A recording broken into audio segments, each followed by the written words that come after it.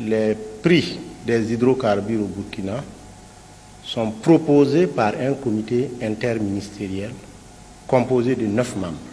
Et donc, qui dit interministériel, dit donc une représentation des différents ministères, y compris la primature. Et ce comité fait des propositions, disons, se réunit régulièrement, fait des propositions tenant compte des circonstances. Ces propositions sont validées par le gouvernement et à l'issue de cette validation, un arrêté est signé, que vous connaissez déjà, vous avez dû voir les arrêtés antérieurs. Et à l'occasion des conférences, des points de presse antérieurs, on vous avait dit effectivement qu'on dira au peuple ce qu'il y a. Vous avez dû constater qu'en l'espace d'1 mois et demi, certains pays ont augmenté 2 fois, certains de nos pays voisins. Et comme vous devrez le savoir aussi, nous sommes en moyenne, avant cette situation, en moyenne à 2 millions de litres jour. Et étant donné qu'on est moins cher que la plupart de nos voisins, les consommations frontalières ont explosé. Parce qu'il y a une exportation de notre carburant et donc de notre subvention vers nos voisins. Cette situation aggrave les déficits parce que si la Sonabi achète à 900 et revend à 500, ça veut dire que c'est l'État qui est censé combler 400. Et ça veut dire que chaque litre exporté frauduleusement ou par un camionneur qui a préféré faire le plein à Saint-Cancé, à Ouissa ou ailleurs avant de traverser la frontière, il y a une subvention de 400 par litre. On a le choix en tant que gouvernement de risquer la pénurie parce que la Sonabi n'arrivera pas à renouveler son stock de liquidités parce qu'elle l'achète plus cher pour revendre moins cher. Et connaissant les contraintes budgétaires, l'État n'est pas en mesure toujours de disposer du cash pour réinjecter dans la Sonabi pour lui permettre d'acquérir. Donc, en tant que gouvernement responsable, on a le choix entre la pénurie. Et en cas de pénurie, vous avez constaté la dernière fois, lorsqu'il n'y avait pas de carburant, le litre a été vendu à 1000 francs. Ou une augmentation qui va au moins permettre de réduire le flux d'exportation illégale. Rien qu'hier, c'est des centaines de fûts qui ont été saisis en train d'être exportés frauduleusement. Face à cette situation, on a d'autres choix que d'assumer les responsabilités. Et assumer les responsabilités, c'est parmi les différents mots, c'est de prendre le moindre mal. Ce n'est pas évident, ce n'est pas facile, c'est douloureux, c'est vrai. Notre peuple est suffisamment éprouvé, c'est vrai, mais on sera tous plus éprouvés s'il n'y a pas de carburant.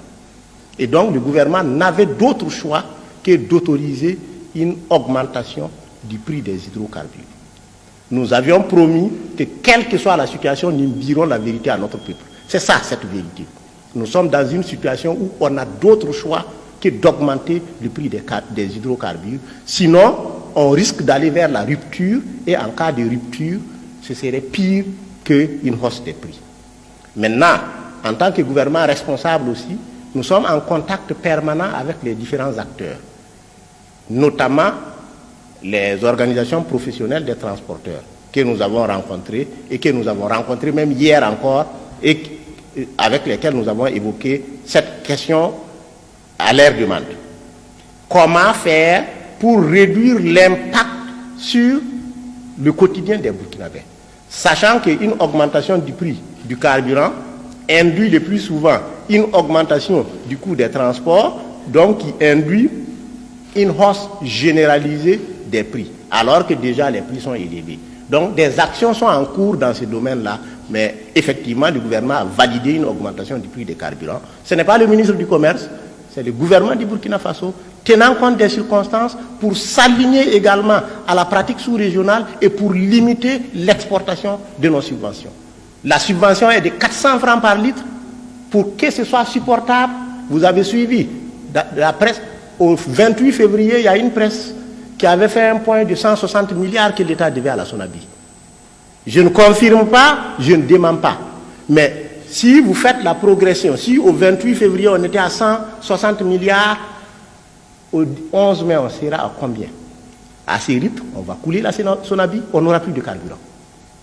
Et c'est ça qu'il faut éviter. Il faut sauver la Sonabi. Il faut aider le peuple burkinabé à disposer du carburant. La situation est générale. Vous êtes des journalistes, vous faites de la recherche. Tapez juste sur Internet, regardez le prix des hydrocarbures dans la sous-région.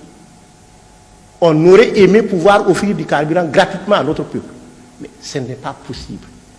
Et être honnête envers son peuple aussi, c'est lui dire ce qui n'est pas faisable. Et ce qui n'est pas faisable, une subvention de 400 francs par litre, en moyenne de 2 millions de litres consommés par jour, ça fait 800 millions de francs par jour.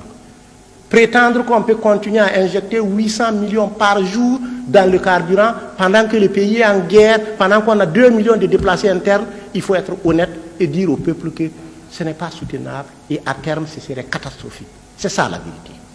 L'augmentation sera de 100 francs, elle sera applicable dès la signature